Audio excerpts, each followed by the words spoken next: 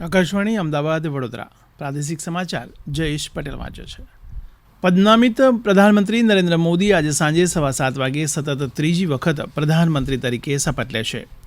રાષ્ટ્રપતિ દ્રૌપદી મુર્મુ આજે રાષ્ટ્રપતિ ભવનમાં શ્રી મોદીને તેમજ નવા મંત્રીમંડળને હોદ્દા અને ગુપ્તતાના શપથ લેવડાવશે. ગત શુક્રવારે શ્રી મોદી રાષ્ટ્રપતિ દ્રૌપદી મુર્મુને મળ્યા અને સરકાર બનાવવાનો દાવો કર્યો હતો. ભારતીય જનતા પાર્ટીના રાષ્ટ્રીય અધ્યક્ષ જગત પ્રકાશ નડ્ડાના નેતૃત્વ હેઠળ રાષ્ટ્રીય લોકતાંત્રિક ગઠબંધન એનડીએ પ્રતિનિધિમંડળ રાષ્ટ્રપતિને મળ્યું હતું અને ભાજપ સંસદીય દળના નેતા તરીકે શ્રી મોદીનો નિયુક્ત પત્ર અને એનડીએના ઘટક પક્ષોના સમર્થનના પત્રો પણ રાષ્ટ્રપતિને સોંપવામાં આવ્યા હતા. આજના શપથ ગ્રહણ સમારોહ માટે ઘણા પડોશી દેશોના નેતાઓને આમંત્રણ આપવામાં આવ્યા છે, જેમાં શ્રીલંકાના રાષ્ટ્રપતિ રાનિલ વિક્રમસિંઘે, માલદીવના રાષ્ટ્રપતિ ડોક્ટર મોહમ્મદ મોઇઝુ, સેશેલ્સના ઉપરાષ્ટ્રપતિ અહેમદ અફીફ, બાંગ્લાદેશના પ્રધાનમંત્રી શેખ હસીના, મોરિશિયસના પ્રધાનમંત્રી પ્રવિંદ કુમાર જુગનાથ, નેપાળના પ્રધાનમંત્રી પુષ્પ કમલ દહલ પ્રચંડ અને ભૂટાનના પ્રધાનમંત્રી તોબગેનો સમાવેશ થાય છે. થોડા સમય પહેલાં ભૂતાનના પ્રધાનમંત્રી શેરિંગ તોબગે શપથવિધિ સમારોહમાં ભાગ લેવા નવી દિલ્હી પહોંચ્યા હતા. માલદીવના રાષ્ટ્રપતિ અને મોરિશિયસના પ્રધાનમંત્રી દિલ્હી પહોંચી ચૂક્યા છે. આ સંદર્ભે બાંગ્લાદેશના પ્રધાનમંત્રી શેખ હસીના અને સેશેલ્સના ઉપરાષ્ટ્રપતિ ગઈકાલે નવી દિલ્હી પહોંચ્યા હતા. હવામાન વિભાગની આગાહી મુજબ આગામી 5 દિવસ રાજ્યના વિવિધ ભાગોમાં પ્રી મોન્સૂન એક્ટિવિટી અંતર્ગત હળવાથી મધ્યમ વરસાદની શક્યતા છે. અમદાવાદ અને ગાંધીનગરમાં વાદળછાયું વાતાવરણ રહેવાને કારણે તાપમાનમાં અંશતઃ ઘટાડો થયો છે. આજે દક્ષિણ ગુજરાત અને સૌરાષ્ટ્રના વિવિધ જિલ્લાઓમાં વરસાદની શક્યતા છે. સૌરાષ્ટ્રમાં છૂટાછવાયા, જ્યારે દક્ષિણ ગુજરાતના મોટાભાગના જિલ્લાઓમાં ગાજવીજ સાથે હળવાથી મધ્યમ વરસાદની સંભાવના છે. અરવલ્લી જિલ્લાના વાતાવરણમાં પલટો જોવા મળ્યો છે. મોડાસા શહેરમાં પણ હળવો વરસાદ થયો હતો. મોડાસા ભિલોડા પંથકમાં ગત મોડી રાત્રે ગાજવીજ સાથે વરસાદ થયો હતો. જોકે વરસાદ થતાં લોકોને ગરમીથી રાહત અનુભવાઈ હતી. આ સમાચાર આપ આકાશવાણી અમદાવાદ વડોદરા કેન્દ્ર પરથી સાંભળી રહ્યા છો. આ સમાચાર અમારી YouTube channel AIR news Gujarat પર પણ સાંભળી શકશો.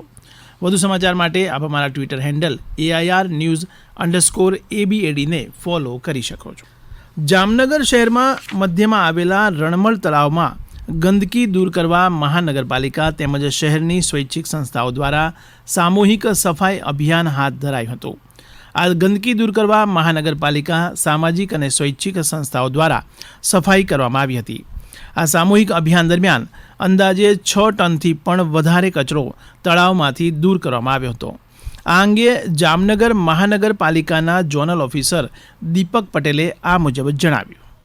સ્વચ્છ સર્વેક્ષણ 2024 અંતર્ગત લખોટા લેકમાં 2 નંબર અને 3 નંબરના તળાવની સફાઈનો આજે પ્રોગ્રામ રાખેલ હોય. કોર્પોરેશનના કર્મચારી તથા NGO ને સાથે રાખી આજરોજ તળાવમાં ગેટ 2 નંબરનો અને 3 નંબરના તળાવની સફાઈનો કાર્યક્રમ છે, જેમાં હાલે આ કામગીરી મારી પાછળના ભાગમાં સફાઈ કામદાર દ્વારા ચાલુ છે. મારા તરફથી પબ્લિકને એક અપીલ છે કે તમારો જે કચરો છે એ તળાવમાં ધાર્મિક લાગણી બાબતે ન નાખતા એના બીજે નિકાલ કરો.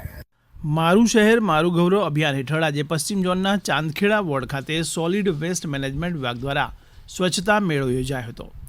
સ્વચ્છ ભારત મિશન અંતર્ગત રિડ્યુસ, રીયુઝ અને રિસાયકલની થીમ પર નાગરિકોમાં જનજાગૃતિ લાવવા માટે કેચ ફાઉન્ડેશનની સહભાગીદારીથી ઝીરો વેસ્ટ મેળો 2024 યોજાયો હતો.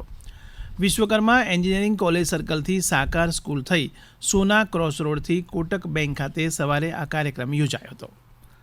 ગોધરા રમતગમત સંકુલ ખાતે પંચમહાલ જિલ્લા રમતગમત વિકાસ અધિકારીની કચેરી દ્વારા આયોજિત 14 વર્ષ વયજૂથમાં ભાઈઓ તથા બહેનો માટેની ખેલ મહાકુંભ 2.0ની રાજ્ય કક્ષાની તીરંદાજી સ્પર્ધાનું આયોજન કરાયું છે. 8 થી 11 જૂન દરમિયાન રાજ્યકક્ષાની સ્પર્ધામાં 31 જિલ્લાના 194 ખેલાડીઓએ સ્પર્ધામાં જોડાયા છે, જેમાં વિજેતા ખેલાડીઓને મેડલ, સર્ટિફિકેટ તથા ઇનામ આપવામાં આવશે. સાથે રાજ્ય સરકાર દ્વારા ચાલતી એકેડમી માટે પસંદગી કરવામાં આવશે.